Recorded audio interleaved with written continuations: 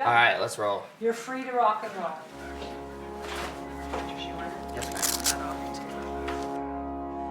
I just like to work. My dad was one of those work hard guys, you know. You get up and you go to work and that's what you do.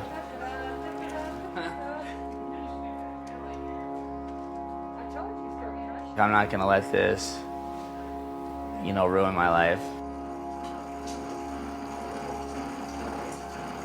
I've always had jobs that were like physical jobs, so now I'm gonna have to get something that's a little, you know, that I use my hands and my brain. So your pain's getting kind of bad today? Yeah, it's just down here. Down on that. Is Yeah. it the phantom pain or is it just like the charming horse? It gets tight and it pulls on my hamstring, Yeah. so it's just like back and forth. It's pretty crazy. I had never even heard of anything like this. Like I've never met anyone that's had frostbite injuries or, you know, I wasn't aware at all. That's all right.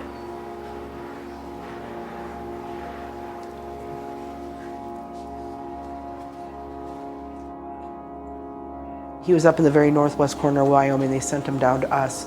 When he got to us, he had been rewarmed for some time, and once the patients get rewarmed is when the clock starts ticking as far as our time frame for being able to salvage their extremities.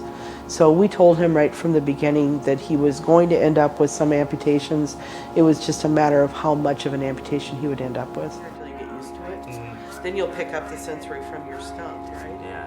When you're outside, your feet might hurt at first, and then that hurt goes away, and you maybe don't even notice that you've frozen your feet, and I think that's what happened to him.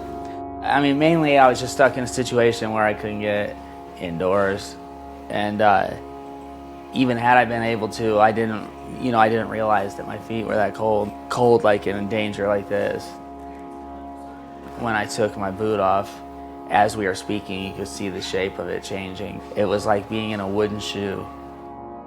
You'll eventually get the prosthetic thing that'll fit over here, and then that'll fit into another piece that you use as your shoe.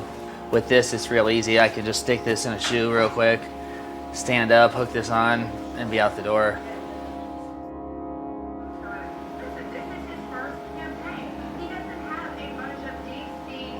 All I ever cared about was the price of oil and the price of natural gas before. Like, is it going up? Is it going down? Are we gonna have work? Are we not? I never ever thought about it, like other careers and jobs. And I'm 44, so it's like, you know, I still have 20 or more years to work.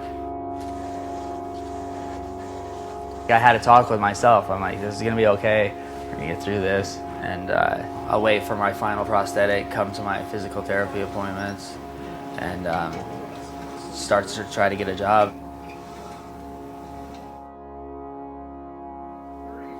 Crazy. I think it'll all work though.